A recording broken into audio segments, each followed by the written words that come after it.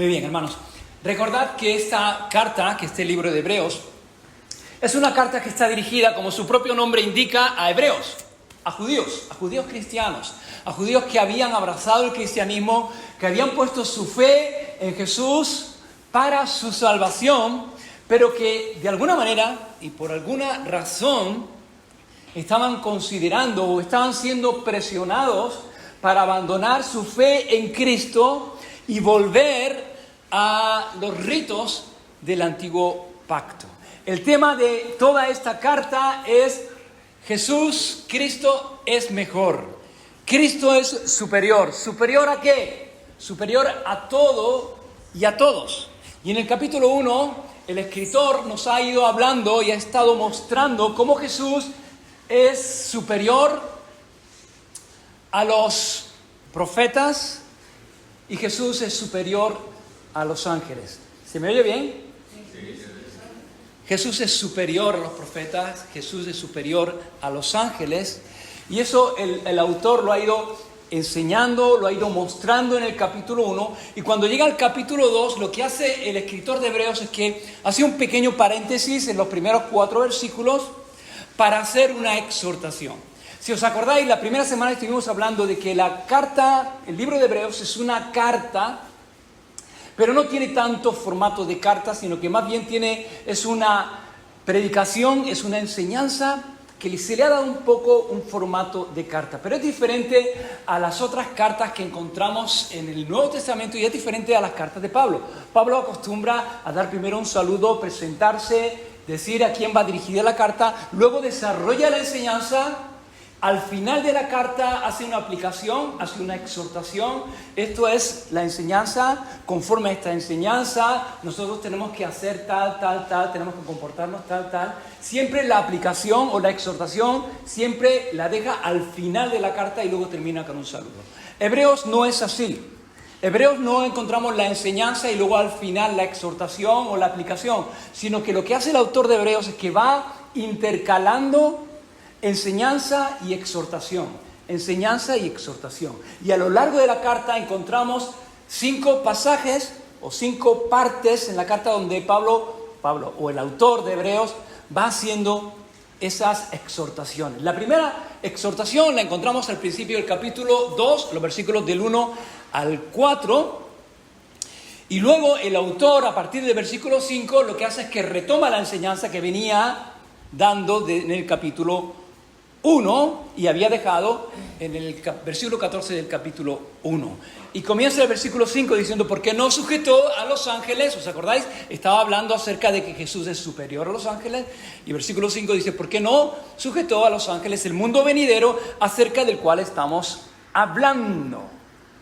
En la última parte del capítulo 1, Jesús está hablando de la superioridad de Cristo. Jesús, el Hijo, es superior a los ángeles, infinitamente superior a los ángeles. ¿Por qué? Porque los ángeles son criaturas, son seres creados. El Hijo no es creado, el Hijo es eterno. ¿Por qué? Porque el Hijo es Dios. Los ángeles tienen que adorar al Hijo. Y el Padre, ¿qué es lo que dice del Hijo? Tu trono, oh Dios. Jesús, Cristo, es Dios. ¿Y cómo termina el capítulo 1?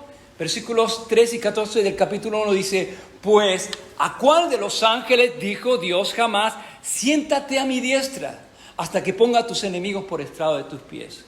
¿No son todos espíritus ministradores enviados para servicio al favor de los que serán herederos de la salvación? En estos últimos versículos del capítulo 1, ¿qué vemos? Vemos en primer lugar al Hijo, a Jesús, sentado en el trono. Los ángeles sirven alrededor del trono, pero Jesús, el Hijo, está sentado en el trono. ¿Qué más vemos? Vemos que los ángeles son ministradores, son siervos de Dios, y en su servicio a Dios también sirven a los santos. Y nosotros, los santos, y lo vemos en el último versículo, los que hemos creído, los que hemos sido santificados por la obra de Jesús en la cruz, dice que somos herederos de la salvación obtenida por el Hijo.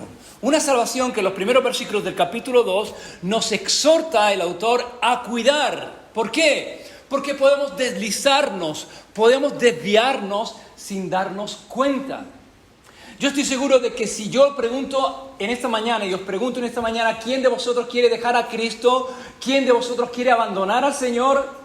Ninguno queremos hacer eso. Ninguno vamos a dar un giro de 180 grados. Vamos a estar caminando con el Señor como estamos caminando, deleitándonos en el Señor, y de repente vamos a decir, no, voy a dar la vuelta, voy a dejar de caminar con el Señor y voy a caminar en dirección contraria a Dios. Ninguno queremos hacer eso, ni ninguno estamos pensando hacer eso. Sin embargo, sí que podemos deslizarnos, desviarnos poco a poco y sin darnos cuenta, encontrarnos de que estamos muy lejos del Señor. Y el autor nos exhorta a tener cuidado, a prestar atención, de que no nos deslicemos, porque podemos deslizarnos. ¿Cómo? Si no atendemos con diligencia las cosas que hemos oído, las cosas que Dios nos ha hablado. ¿Recuerdas cómo comienza esta epístola en el versículo 1 del capítulo 1? Dios, habiendo hablado muchas veces y de muchas maneras en otro tiempo a los padres por los profetas, en estos postreros días nos ha hablado, ¿cómo? ¿Por quién? Por el Hijo. Por el Hijo. Dios ha hablado en muchas maneras y de muchas formas en otros tiempos a través de los profetas. Los profetas eran voceros de Dios, eran personas que Dios usaba para traer su mensaje al pueblo. Pero ahora dice, nos ha hablado por el Hijo, y el Hijo es superior a los profetas. Infinitamente superior a los profetas, porque los profetas son mensajeros de Dios, traían el mensaje de Dios para el pueblo. Jesús no solamente trae el mensaje de Dios para nosotros, sino que Él mismo es el mensaje. Y por lo tanto, a Jesús, al Hijo, no solamente tenemos que oírlo, tenemos que mirarlo. No solamente tenemos que escuchar lo que Él nos dice, sino que como Él es el mensaje, tenemos que mirarlo a Él. Y el llamado no es solamente a oír al Hijo, sino a conocer al Hijo, a tener comunión, a tener relación con el Hijo. Y tenemos que prestar atención a eso. Tenemos que prestar atención a lo que el Señor nos ha enseñado. Oírlo y obedecerlo.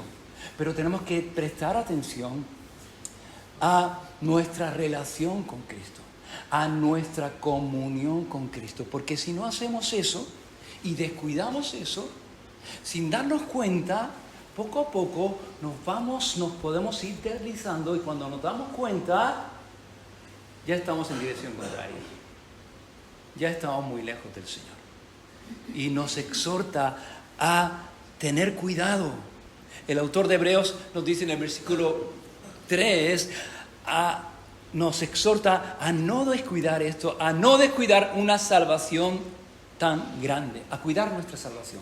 Una salvación, hermanos, que experimentamos y recibimos a este lado de la eternidad, pero que disfrutaremos en su plenitud al otro lado de la eternidad. Es una salvación que tiene que ver con el mundo venidero, con el mundo que está por venir.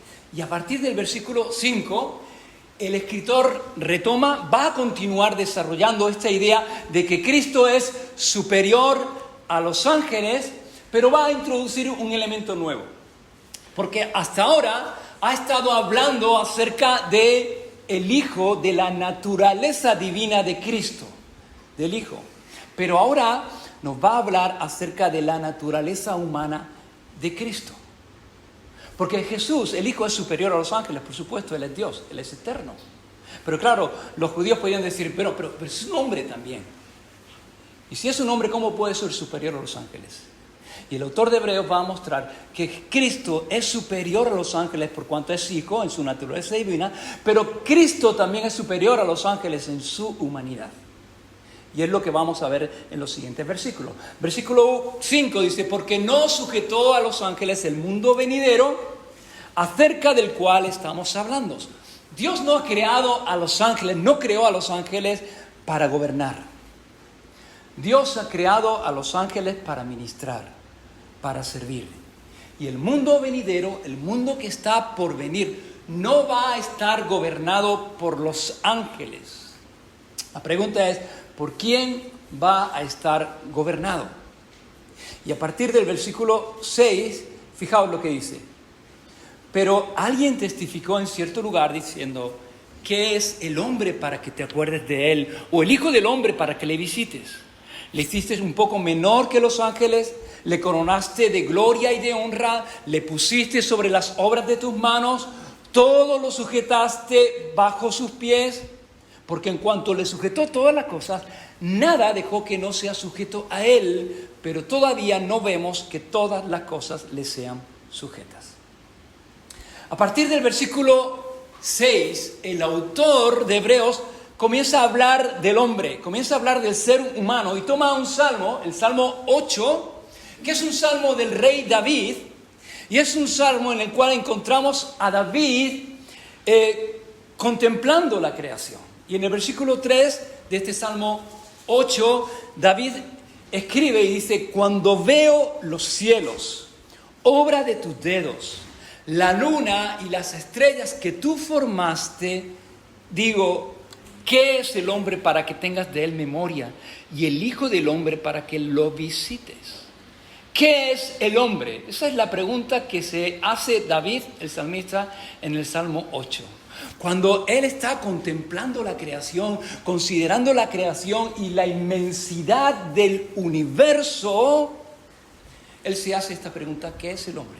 Y la verdad, hermano, es que cuando consideramos la creación, cuando consideramos la magnitud del universo, las distancias en el universo, el centímetro en el universo son años luz.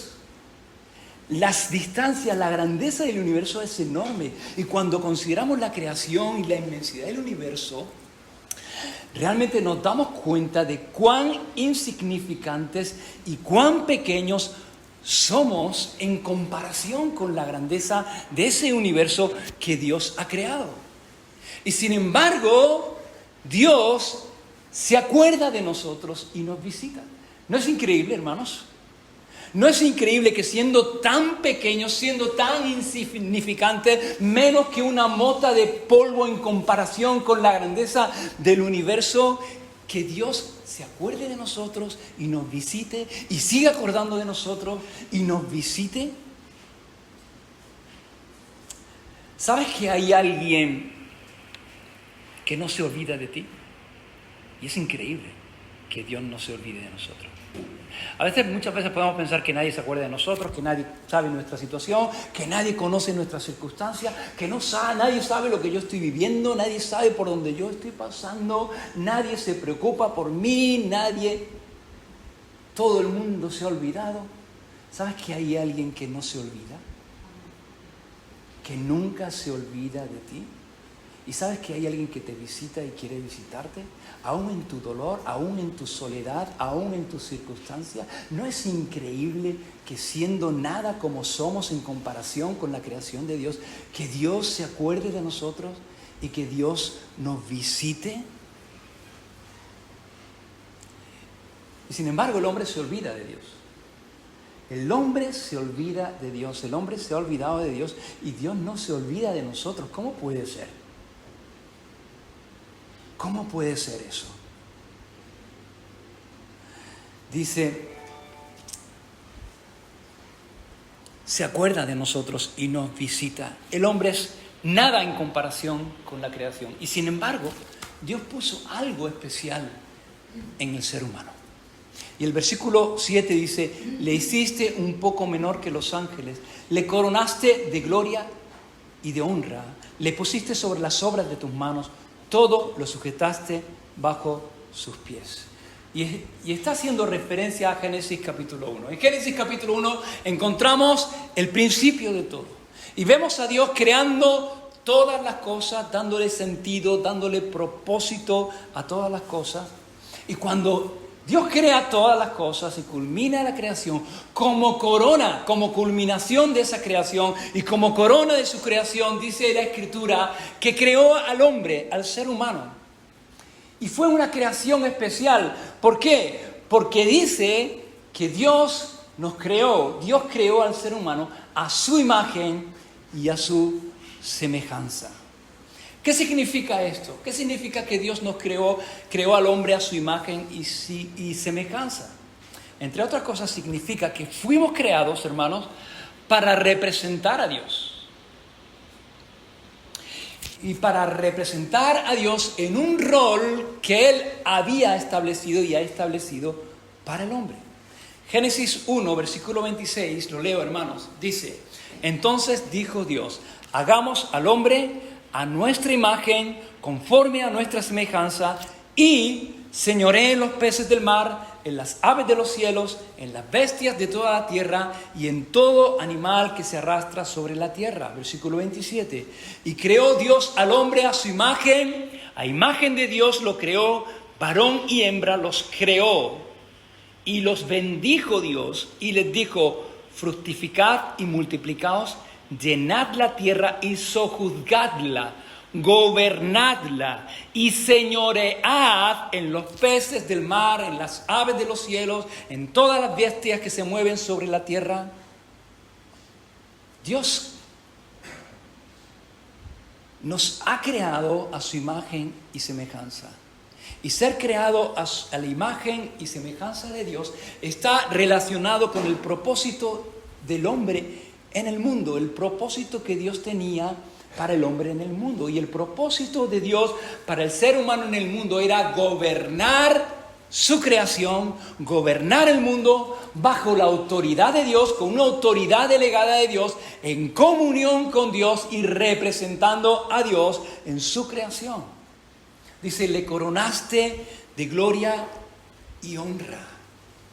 Cuando Dios creó al hombre, lo coronó de gloria y de honra. Le pusiste sobre las obras de tus manos, sobre toda la creación. Todo lo sujetaste bajo sus pies. Y dice: y por cuanto le sujetó todas las cosas, nada dejó que no sea sujeto a él. Ese era el propósito de Dios. Y dice: pero todavía no vemos que todas las cosas le sean sujetas. Y la verdad es que no lo vemos. No vemos. No es lo que vemos hoy. No vemos que la creación esté sujeta al hombre. No lo vemos. ¿Por qué? Porque ese era el propósito de Dios en Génesis 1. Pero en Génesis capítulo 3 ocurrió algo. Y ocurrió que el hombre desobedeció voluntariamente a Dios. El hombre pecó. Y la Escritura dice que Dios coronó al hombre de gloria y de honra, pero el pecado y la desobediencia arruinó eso. El hombre perdió su corona, el hombre perdió la gloria y la honra que Dios le había dado, y en cierto sentido entregó esa autoridad que Dios le había delegado al hombre, la entregó a Satanás, por cuanto decidió obedecer a Satanás antes que a Dios. Y con el pecado vino la muerte, el dolor, el sufrimiento y la maldición del mundo, porque el pecado no solamente afectó al hombre, sino que afectó a toda la creación que había sido puesta bajo el hombre. Por eso dice la Biblia que toda la creación gime. Y entonces, claro, miramos, dice que toda la creación Dios la puso bajo los pies, pero no lo vemos. No es lo que vemos. No vemos que la creación esté sujeta al hombre. Más bien parece que el hombre está sujeto a la creación. No controlamos la naturaleza, sino que más bien nosotros estamos siendo controlados por la naturaleza. Dependemos del clima, dependemos de las cosechas. Ni siquiera podemos controlarnos a nosotros mismos, ni siquiera podemos controlar nuestros pensamientos, ni siquiera podemos controlar nuestros deseos y nuestras pasiones desordenadas. No hay control, no tenemos ningún control por causa del pecado. Versículo 9 dice: pero vemos aquel que fue hecho un poco menor que los ángeles. El propósito de Dios era que gobernásemos toda la creación, pero no lo vemos. Pero fíjate, dice, no lo vemos todavía. Porque el propósito de Dios no ha cambiado con respecto al hombre, increíblemente, porque nos podía haber desechado y haber dicho: bueno, pues os desecho, hago otra cosa. Pero Él mantiene su propósito para con el hombre. Pero todavía no lo vemos. Versículo 9. Pero vemos, ¿qué es lo que vemos? Vemos aquel que fue hecho un poco menor que los ángeles. ¿A quién? A Jesús. Vamos a ver. ¿Cómo? ¿No habíamos quedado que Jesús es superior a los ángeles? ¿Cómo dice aquí que Jesús fue hecho un poco menor que los ángeles? Si en todo el capítulo 1... lo que está enseñando el autor, el escritor de Hebreos, es que Jesús es superior, infinitamente superior a los ángeles. Sí, pero aquí está hablando de su encarnación. Cuando el Hijo se hizo hombre, asumió temporalmente y por un poco de tiempo un lugar inferior a los ángeles. En Filipenses capítulo 2, versículos 6 y 7, dice que Él, el Hijo, siendo igual a Dios, estando en forma de Dios, no estimó el ser igual a Dios como cosa a que aferrarse, sino que se despojó a sí mismo, tomando forma de siervo, hecho semejante a los hombres. No dejó de ser Dios nunca, porque Él no puede dejar de ser lo que es. Él es Dios, pero se despojó por un tiempo, dice que se despojó por un tiempo de algunos de sus privilegios y asumió un cuerpo y una naturaleza humana como la nuestra. ¿Por qué? ¿Por qué Dios hizo eso? ¿Por qué Dios se hizo hombre? ¿Por qué se humilló tanto? Filipenses capítulo 2 vemos la humillación del Hijo. Se humilló a tomar forma de siervo, se hizo semejante a los hombres, que ya es bastante humillación, pero no contento con esto, se hizo obediente y se humilló haciéndose obediente, se humilló todavía más haciéndose obediente y se humilló hasta la muerte y muerte de cruz, dice. ¿Por qué se humilló tanto? ¿Por qué se hizo un hombre?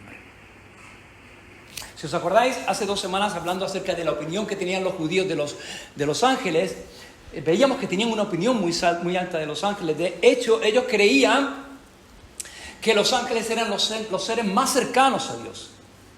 Los seres más altos después de Dios eran los ángeles. Y claro, la pregunta que nos podemos hacer es, si Dios tiene que hacerse algo diferente a lo que Él es, a Dios, si tenía que tomar una naturaleza diferente, lo más lógico hubiera sido que se hubiera hecho un ángel, no un hombre. Porque los ángeles son los seres más gloriosos y más poderosos después de Dios. Sin embargo, no se hizo un ángel, se hizo un hombre. ¿Por qué se hizo un hombre? ¿Para qué se hizo un hombre? Eso es lo que el autor de Hebreos va a ir desarrollando y vamos a ir viendo a lo largo de los siguientes versículos. ¿Por qué se hizo un hombre? ¿Para qué tenía que hacerse un hombre? Versículo 9, hemos leído, pero vemos a aquel que fue hecho un poco menor que los ángeles, a Jesús, coronado de gloria y de honra a causa del padecimiento de la muerte. ¿Para qué? Para que por la gracia de Dios gustase o experimentase la muerte por todos. En primer lugar, ¿para qué tenía que hacerse hombre? ¿Por qué tenía que hacerse hombre? En primer lugar, el Hijo se hizo hombre para poder morir y gustar la muerte por todos. Y en ese todos, hermanos, estás tú. Y en ese todos estoy yo. En ese todo estamos nosotros. La muerte de Jesús es una muerte vicaria. Lo hemos dicho muchas veces, lo decimos muchas veces. La palabra vicario significa sustituto. Y Jesús murió como nuestro sustituto, ocupando el lugar que a nosotros nos correspondía. Nosotros somos pecadores, todos hemos pecado. No hay ni un solo hombre, ni una sola mujer que no haya pecado, y la paga del pecado es muerte. Por tanto, lo que nosotros merecíamos era la muerte. Jesús no pecó, Él no tenía que morir. Sin embargo, Él murió y murió ocupando nuestro lugar, pagando el precio que nosotros teníamos que pagar para poder salvarnos. Murió en nuestro lugar y pagó el precio de nuestros pecados. Y dice que fue coronado de gloria y de honra a causa del padecimiento de su muerte. O sea, ¿te acuerdas? En el versículo 7 dice que cuando Dios creó al hombre, le coronó de gloria y de honra. Pero perdimos la corona, perdimos la gloria, perdimos la honra por causa del pecado. Pero dice que ahora vemos a Jesús coronado de gloria y honra a causa del padecimiento de su muerte. Jesús, como hombre, fue coronado de gloria y honra. Y tomó la corona a través de la cruz, a través de su sacrificio. Y no solo eso, sino que al gustar la muerte por cada uno de nosotros, recuperó la gloria y la honra que el hombre había perdido en el Edén a causa del pecado. Y para eso también tenía que hacerse un hombre y no un ángel, para poder recuperar la gloria y la honra que el hombre había perdido por causa del pecado. Lo que Adán perdió en el Edén por causa de su desobediencia, Jesús lo recuperó en la cruz por causa de su obediencia para nosotros. Versículo 10 dice, porque convenía a aquel por cuya causa son todas las cosas y por quien todas las cosas subsisten. ¿De quién está hablando? Está hablando de Dios, está hablando del Padre, pero también está hablando del Hijo, porque en el capítulo 1, si os acordáis, vimos que el Hijo es el que creó todas las cosas y todas las cosas, y sustenta todas las cosas con la palabra de su poder. Y dice aquí, vemos, le convenía, aquel por cuya causa son todas las cosas y por quien todas las cosas subsisten, que habiendo de llevar muchos hijos a la gloria, perfeccionase por aflicciones al autor de la salvación de ellos. Dice, habiendo de llevar muchos hijos a la gloria. ¿Para qué tenía que hacerse hombre? En tercer lugar, para llevar muchos hijos a la gloria. Y ese es el propósito y ese es el deseo de Dios. En Juan capítulo 17, cuando Jesús termina de la enseñanza a sus discípulos en el aposento alto, la misma noche, la noche en que iba a ser entregado, la noche antes en la cual iba a ser crucificado, Jesús ora a su Padre. Y parte de la oración a su Padre la encontramos en Juan capítulo 17, versículo 24. Y Jesús dice, Padre, aquellos que me has dado, quiero que donde yo estoy también ellos estén conmigo, para que vean mi gloria que me has dado, porque me has amado desde antes de la fundación del mundo. Jesús quiere, hermanos, y es increíble, Jesús quiere que tú y yo estemos con Él. Y Él vino a buscar y salvar lo que se había perdido. Él vino a buscarnos porque Él quiere llevarnos a casa. Este no es nuestro hogar. Este mundo no es nuestro hogar. No hemos sido creados para este mundo caído y en pecado. Hemos sido creados para Dios. Nuestro hogar está con Dios. En este mundo separado de Dios, no estamos en casa, no estamos en hogar. ¿Cuándo vamos a estar en casa? Cuando podamos tener una comunión plena para la cual hemos sido creados en la gloria. Y Él quiere llevarnos a casa, Él quiere llevarnos a la gloria, Él quiere que estemos con Él. Él quiere que tú estés con Él. La pregunta es, ¿quieres tú estar con Él? ¿Queremos nosotros estar con Él o no? ¿Quieres? ¿Deseas eso? ¿Deseas estar tú con Él? Él desea que tú estés con Él y para eso vino, para llevarnos a la gloria. La pregunta es, ¿deseamos nosotros estar con Él? ¿Sí? ¿Seguro? Si es así, ¿cómo se ve eso en tu vida, hermano? Si realmente tu deseo es estar con el Señor, como su deseo es que nosotros estemos con Él, ¿cómo se ve eso en nuestro día a día? ¿Cómo se ve eso en nuestra semana? Que nosotros queremos estar con Jesús. Porque podemos estar con Jesús en nuestra semana y podemos estar con Jesús cada día. Y cada vez que abrimos la Biblia y abrimos nuestro corazón, no solamente nuestros ojos, para escuchar lo que Él quiere hablar, el Señor está con nosotros y estamos con Jesús. Y cada vez que nos postramos y nos ponemos de rodillas o simplemente caminamos, pero cerramos nuestros ojos y comenzamos a hablar con Él en oración, estamos con Jesús. Jesús quiere que nosotros estemos con Él. La pregunta es, ¿realmente nosotros queremos estar con Él? Hay el mismo deseo, o un deseo parecido, pero un deseo parecido en nosotros de querer estar con Jesús como Él tiene deseo de que estemos con Él. Hermanos, a mí me encanta el Señor y cuando yo leo la Biblia hay cosas que me conmueven. Por ejemplo, en la última semana cuando el Señor dice que iba al templo y la gente venía a Él para escuchar y en la mañana muy temprano dice que la gente venía y se juntaba alrededor de Él para que el Señor les enseñara y me conmueve cuando dice que el Señor, cuando venía la gente, se sentaba y comenzaba a enseñarles. Y me gusta porque el Señor no seguía su camino y decía, bueno, si queréis escuchar mientras yo voy haciendo mis cosas, venid conmigo y escuchar lo que tenéis que escuchar y lo que pilláis. No, el Señor se toma tiempo y se sienta y se toma tiempo para enseñar a las personas cosas que necesitan aprender. Y el Señor se toma tiempo y quiere tomarse tiempo para estar con nosotros. Es increíble. La pregunta es, ¿y tú y yo? ¿Nos tomamos tiempo para estar con el Señor? Él quiere tomarse tiempo para enseñarnos, para hablarnos, para que podamos aprender cosas que necesitamos y Él quiere enseñarnos. La pregunta es, ¿nosotros estamos dispuestos a tomar ese tiempo? A tomar un tiempo para estar con el Señor y escuchar lo que Él quiere hablarnos y lo que Él quiere enseñarnos. Versículo 10 dice que el propósito de Cristo es llevarnos a la gloria.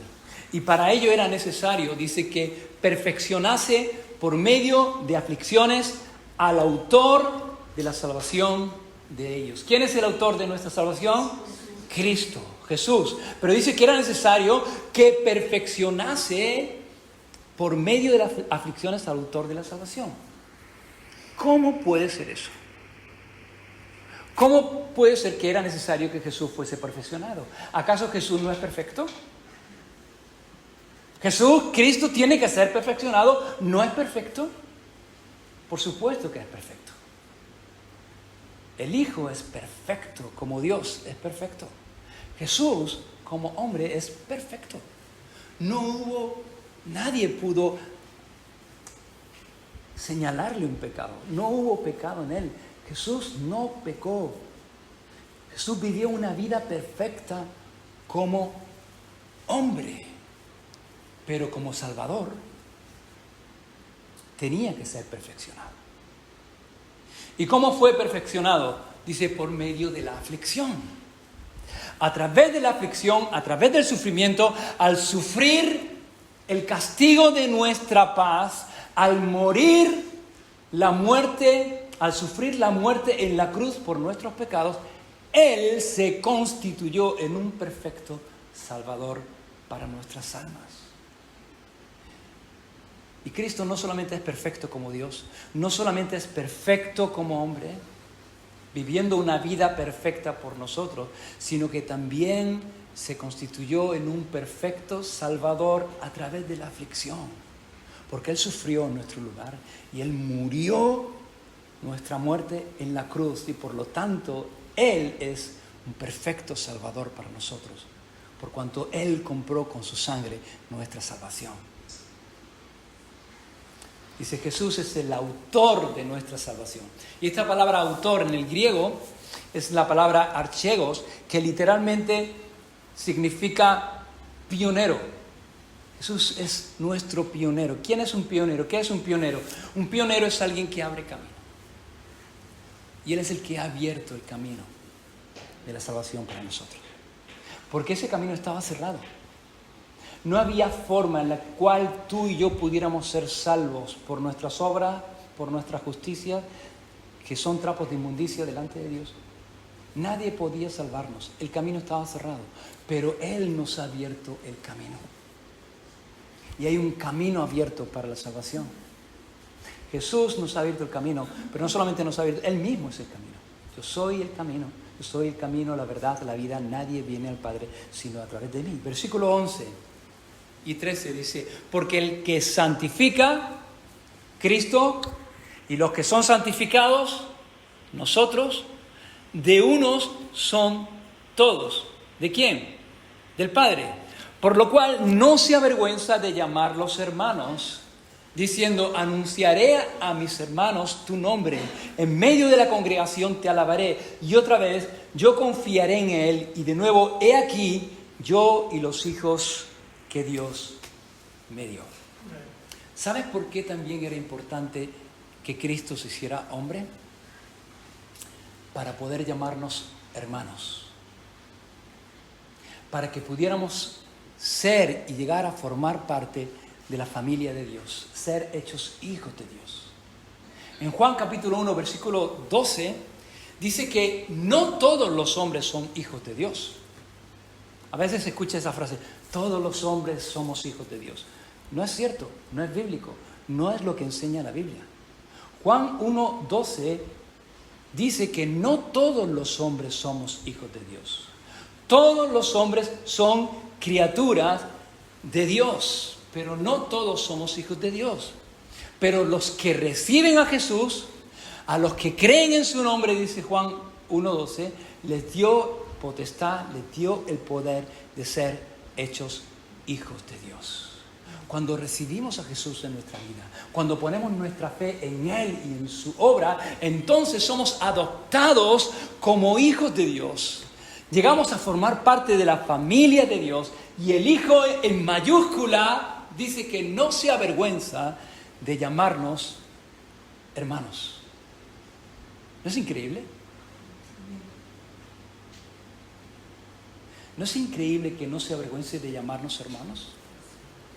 Hermanos, ¿no es increíble la forma en la que el Señor nos mira? Porque puede que tú te avergüences de cosas que has hecho en tu vida. Puede que yo me pueda avergonzar de cosas que yo haya hecho. Pero Él no se avergüenza de ser nuestro Salvador. No lo hace. No se avergüenza.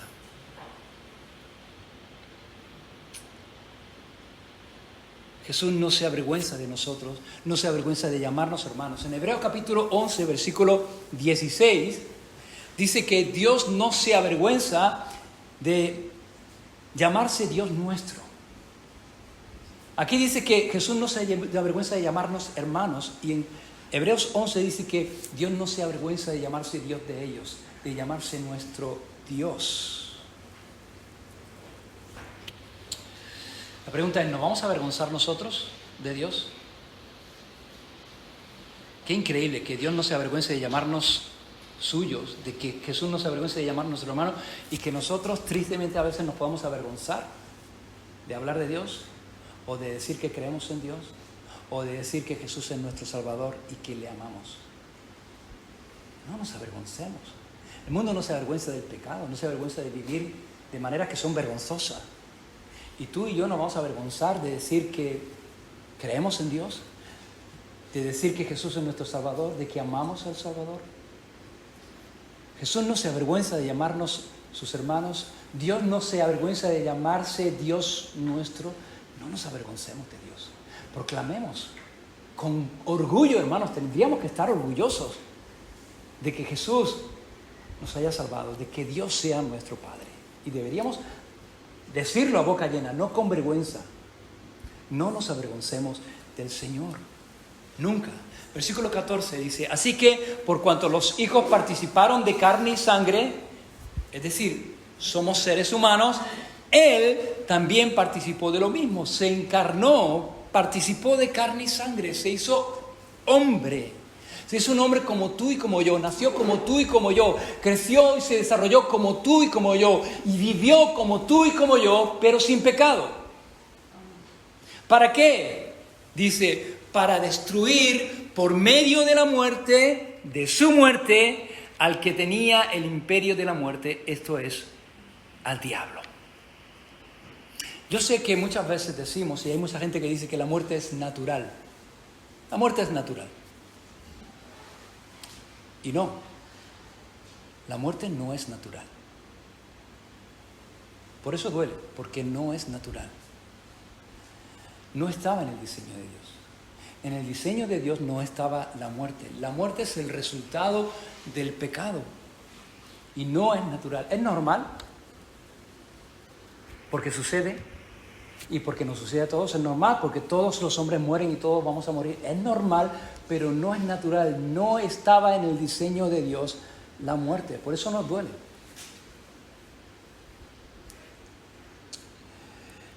Y dice que el imperio de la muerte es de Satanás. Eso no significa que Satanás tenga poder para quitar la vida, sino que usa el temor a la muerte para ejercer su influencia.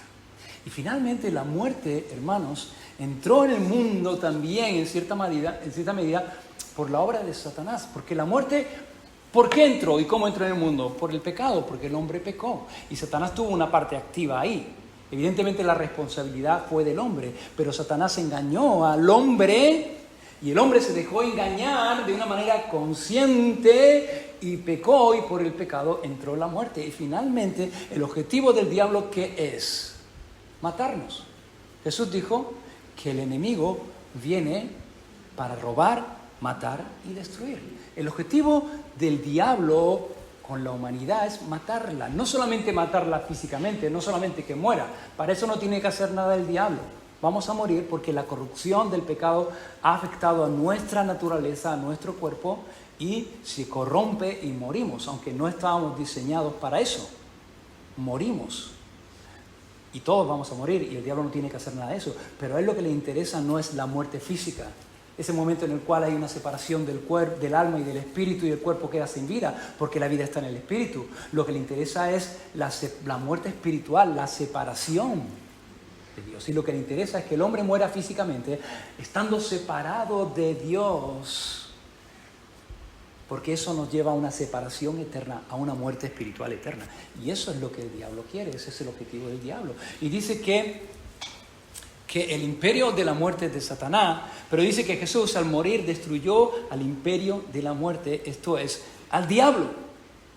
Versículo 15, y librar a todos por el temor de la muerte, y librar a todos los que por el temor de la muerte estaban durante toda la vida sujetos a servidumbre. ¿Para qué se hizo hombre el Hijo? Para derrotar al diablo y librarnos de la esclavitud y del temor de la muerte. Si tú buscas en internet y pones y escribes y buscas una lista de los mayores temores del hombre, siempre vas a encontrar todas las listas que salgan. Siempre vas a encontrar en los primeros lugares de los temores, de los miedos del hombre, siempre vas a encontrar la muerte. El hombre teme a la muerte. El ser humano tiene miedo a la muerte. Pero el Hijo se hizo hombre para librarnos del temor a la muerte. Para que no tengamos temor a la muerte. Y no tenemos que tener temor a la muerte. Si somos cristianos, no tenemos que tener temor a la muerte. Podemos tener temor a que nos maten. Podemos tener temor a morir, porque hay muertes que son terribles. Pero no a la muerte. ¿Por qué? Porque ya no hay incertidumbre. Ya no hay incógnita. Sabemos lo que nos depara después de la muerte. Y sabemos que lo que viene después de la muerte para el creyente es infinitamente superior, infinitamente mejor que lo que tenemos a este lado de la eternidad. Sabemos que la muerte no es el final para nosotros, sino que es el principio de una vida más completa, más plena, más gloriosa para cada uno de nosotros. Por eso el cristiano que realmente conoce a su Señor y que entiende lo que Jesús ha hecho en su vida y lo que ha ganado en su vida y lo que significa pasar de este lado de la eternidad al otro lado de la eternidad, no tiene miedo. Por eso Pablo decía, para mí el morir es ganancia. Porque estar presente a este lado de la eternidad es estar en cierta medida ausente a Cristo. Aunque Cristo está conmigo y yo estoy con Cristo y camina conmigo en esta vida, no puedo disfrutar de esa plenitud. No puedo disfrutar de la plenitud del conocimiento de Cristo que sí voy a disfrutar al otro lado de la eternidad. Por eso para mí el morir es ganancia, decía Pablo. Y para el mundo el morir es pérdida. Pero para el cristiano el morir es ganancia. Salimos ganando, hermanos. Por eso el cristiano no tiene que tener temor a la muerte, porque Cristo murió en la cruz para vencer y quitarnos el temor a la muerte. Sabemos quién somos, sabemos de quién somos, sabemos a dónde vamos. Versículo 16, porque ciertamente no socorrió a los ángeles, sino que socorrió a la descendencia de Abraham.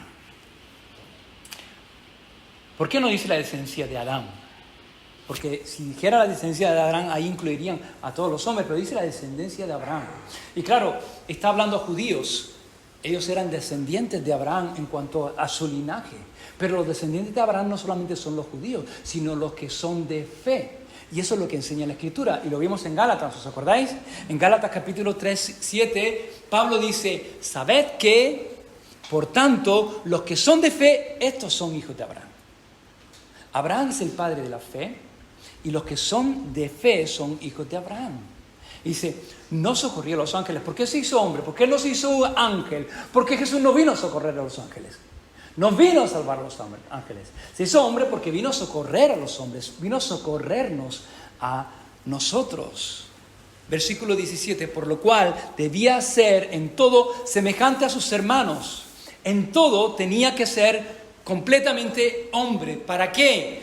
Para venir a ser misericordioso y fiel sumo sacerdote en lo que a Dios se refiere, para expiar los pecados del pueblo. Tenía que hacerse un hombre para poder ser un misericordioso y fiel sumo sacerdote para expiar los pecados del pueblo. El sumo sacerdote era el mediador entre los hombres, entre el pueblo y Dios. Era el que representaba, el hombre que representaba al pueblo, que representaba a los hombres delante de Dios y ofrecía los sacrificios para expiar los pecados del pueblo. Cuando Jesús se encarnó, Él se constituyó en un misericordioso y fiel sumo sacerdote por nosotros. Él como hombre es nuestro mediador para con Dios. Nos representa, es nuestro representante delante de Dios, y Él es el que ofreció el sacrificio para el perdón de los pecados del pueblo, para el perdón de nuestros pecados. El sacerdote era el que ofrecía los sacrificios, y ofrecía sacrificios de animales, pero Jesús, como nuestro sacerdote, es el que ofrece el sacrificio, y al mismo tiempo Él mismo es el sacrificio que ofrece. Porque la sangre de animales, de machos cabríos, no puede quitar el pecado, puede cubrirlo. Pero la sangre del Cordero de Dios que quita el pecado del mundo, la sangre del Cordero es la que quita el pecado. Por eso dice 1 Timoteo capítulo 2, versículo 5, que hay un solo Dios y un solo mediador entre Dios y los hombres. ¿Quién? Jesucristo, ¿qué? Hombre. Porque cuando se hizo hombre, llegó a ser un sumo sacerdote para nosotros, un mediador entre Dios y los hombres, entre nosotros y Dios. Alguien que pusiera la mano en el hombro de Dios y la mano en nuestro hombro para reconciliarnos con Él, y ofreció el sacrificio para el perdón de nuestros pecados. Y continúa este pasaje de 1 Timoteo 5:2. Hay un solo Dios, un solo mediador entre Dios y los hombres, Jesucristo, hombre, versículo 6, el cual se dio a sí mismo. Él es el sacrificio, el sacerdote que ofrece el sacrificio. ¿Y el sacrificio para qué? El rescate por todos, para rescatarnos. ¿Para qué tenía que hacerse hijo el hombre? Porque ¿para qué tenía que hacerse hombre el Hijo de Dios? Para poder ser un misericordioso y fiel sumo sacerdote. Se hizo hombre para poder ser misericordioso con nosotros. Y puede ser misericordioso con nosotros, ¿sabes por qué? Porque fue hombre. Porque sabe lo que es ser hombre. Porque sabe lo que es pasar por los lugares y las situaciones que a veces tú y yo pasamos. Dice el versículo 18, pues en cuanto a Él mismo padeció siéndose tentado, es poderoso para socorrer a los que son tentados. Él tiene misericordia y Él nos entiende. Hermanos, piensa, Él te entiende. A veces eso, ¿no? Que a veces pasamos por situaciones y circunstancias, es que nadie entiende lo que hay en mi corazón, nadie entiende por lo que yo estoy pasando, nadie entiende cómo yo me... Sí, hay alguien que entiende todo eso. Y es Jesús. Él puede entendernos. Y hay cosas, ¿sabes?, en las cuales yo también te puedo entender a ti y tú me puedes entender a mí. Yo puedo entenderte a ti en ciertas circunstancias cuando yo he pasado por esas circunstancias. Yo puedo entenderte cómo tú te sientes, o te puedo entender a ti cuando tú has perdido a un ser querido. ¿Por qué? Porque yo también he pasado por ahí. Y puedo entender cómo tú te sientes porque yo también me he sentido y he pasado por una situación así. Yo puedo entenderte cuando estás a lo mejor pasando una mala racha, cuando estás con estrés, cuando estás con ansiedad, porque yo también he pasado por ahí. Yo puedo entenderte cuando una persona está desanimada porque ha perdido el trabajo o han cerrado su empresa, porque yo también he pasado por ahí. Yo puedo entenderte cuando eres tentado, porque yo también he pasado por ahí y paso por ahí. Puedo entenderte, pero no siempre puedo ayudarte, no puedo ayudarte. Yo puedo entender que eres tentado, pero no puedo ayudarte. Pero sabes, hay alguien que no solamente te entiende, sino que tiene poder para ayudarte, que puede ayudarte. Incluso hay cosas en las cuales yo a lo mejor no te entiendo porque no he pasado por ahí, pero Él te entiende. Pasemos por donde pasemos, Él te entiende, nos entiende porque Él fue tentado en todo, dice la Escritura. Entonces Él nos entiende, pero no solamente nos entiende, sino que tiene poder para ayudarnos. Es poderoso para socorrernos. Jesús nos entiende porque fue hombre y como hombre nos entiende porque ha pasado por donde nosotros podamos pasar. Pero como Dios, Él es poderoso para socorrernos, para ayudarnos. Puede entender cuando somos tentados y también es poderoso para socorrernos en la tentación. Así que cuando somos tentados, ¿qué tenemos que hacer? Correr a aquel que es poderoso para socorrernos en la tentación. Cuando estamos pasando por situaciones difíciles, cuando estamos pasando en la prueba, cuando estamos en medio de la tormenta, en medio de la oscuridad, cuando no sabemos ni siquiera en qué dirección ir, si a derecha o a izquierda, y no sabemos cómo andar ese camino porque no lo hemos transitado todavía, ¿qué tenemos que hacer? Tenemos que ir a aquel que puede socorrernos, porque ha pasado por ahí y Él sabe el camino. Y tenemos que tomarnos de la mano del Señor y decir, Señor, guíame, porque estoy tropezando, porque no veo, porque hay oscuridad a mi alrededor. Tenemos que ir a Él. Y Él en su gracia, y Él es un sumo sacerdote, dice que es misericordioso y fiel. Él es fiel a su palabra. Él va a cumplir sus promesas. Él no nos va a dejar solos. Cuando acudimos a Él en medio de nuestras pruebas y nuestras dificultades, Él nos va a tomar de la mano. Y a veces, cuando estamos tan débiles que ni siquiera podemos caminar, Él nos toma en sus brazos y nos saca. Y de repente nos encontramos que hemos salido y no sabemos ni cómo. Pero Él es misericordioso y es fiel. Así que corramos a aquel que es poderoso. Y termino, hermanos, como conclusión. Jesús es superior a los ángeles, incluso como hombre es superior porque Él venció y tomó de nuevo la corona y tomó la gloria y la honra a través de su sacrificio, a través de su muerte. Y Él ahora está sentado en el trono. Él gobierna. Hay un hombre sentado en el trono. Dice, ¿para qué tuvo que hacerse un hombre? Hemos visto, tuvo que hacerse un hombre y se hizo un hombre para poder morir por todos, por nosotros, en nuestro lugar. Dice Romanos 5, 18, 19. Así que, como por la transgresión de uno vino la condenación a todos los hombres, de la misma manera, por la justicia de uno vino a todos los hombres la justificación de vida. Porque así como por la obediencia de un hombre los muchos fueron constituidos pecadores, así también por la obediencia de uno, de Jesús, de Cristo, los muchos serán constituidos justos. Tenía que hacerse un hombre para poder recuperar la gloria y la honra que el hombre había perdido. Y Jesús pudo recuperar esa corona para nosotros. Y cuando Cristo se hizo hombre, cuando Él, el Dios eterno, irrumpió en el tiempo y asumió un cuerpo y una naturaleza humana, se hizo un hombre, se hizo hombre para siempre. Ascendió a los cielos, tomó su gloria, tomó su trono, pero continúa siendo un hombre. Por eso puede ser un sumo sacerdote y puede interceder por nosotros y puede entendernos y puede comprendernos. Sigue siendo un hombre y hay un hombre sentado en el trono a la diestra del Padre. Cristo, un hombre, no un hombre cualquiera, pero hay un hombre, Jesús, sentado en el trono. Y necesitaba ser un hombre para llevar muchos hijos a la gloria, y Él quiere que estemos con Él, para poder llamarnos hermanos, para derrotar al diablo y librarnos de la esclavitud y del temor a la muerte. Para que no temamos a la muerte, hermanos, no tenemos que tener miedo a la muerte. Si tienes miedo a la muerte, no has entendido quién es Jesús para ti.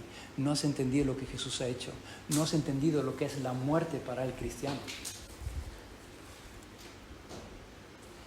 Y tuvo que hacerse hombre para venir a ser un misericordioso y fiel sumo sacerdote. Que nos entiende, hermanos. Que te entiende, que sabe por dónde pasamos muchas veces, pero no solamente nos entiende, sino que es poderoso para socorrernos en toda situación y en toda circunstancia. Amén. Vamos a orar. una misma visión para un nuevo siglo, una generación que levanta a Cristo y se une en oración, clamando por España. Nuestras posesiones, nuestros corazones pertenecen al Señor de señores, no importa el precio, salva nuestra España. Las barcas y las redes listas son.